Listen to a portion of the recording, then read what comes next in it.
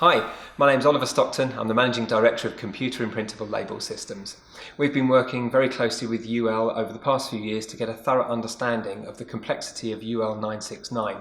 And with this understanding, we can now pass information off to our customers using a series of short videos that we've put together for you. Now, in this first video, we'll talk about the basics. So UL 969 is the labels and label systems category for labels that go onto products that are or need UL approval. Now UL considers that if a label has instructions or warnings or information that's important to the product, such as variable data, including barcodes, serial numbers, rating information, that sort of thing. If you have important information that needs to go on your product, then UL considers the label to be a component part of the product and therefore will need UL 969 approval.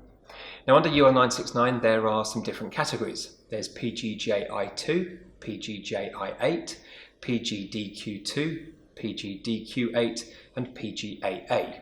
We'll dismiss PGAA for the moment because that's more of a license arrangement between UL and the label manufacturer and printer regarding the printing of the UL logos, and we'll talk about that in a separate video.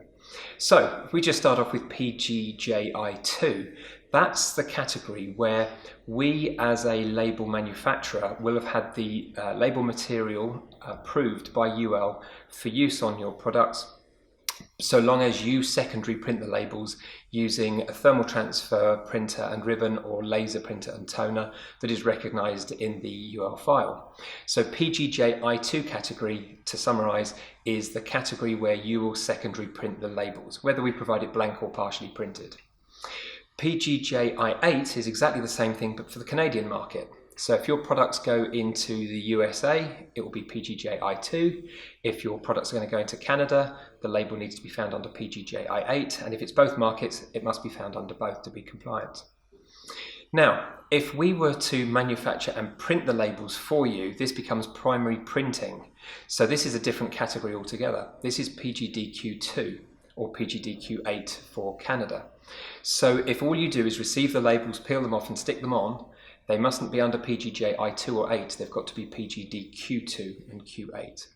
Now, this isn't always understood, so when a customer purchases labels and gets their products UL approved, they might just look for UL file number, everything's fine, the boxes get ticked and the product gets approval, but it's only when the UL inspector comes in and digs a little bit deeper, they see that actually the label is under the wrong file and therefore there's a non-conformity.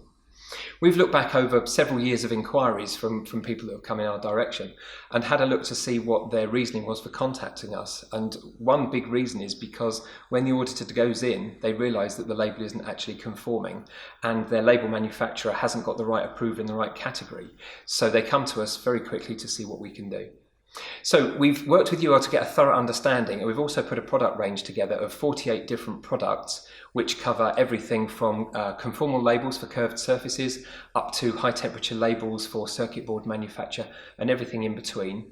And we've put together this product offering of blank labels, partially printed and completely printed, so that hopefully we've covered the broadest gamut we possibly can of all of our customers' requirements.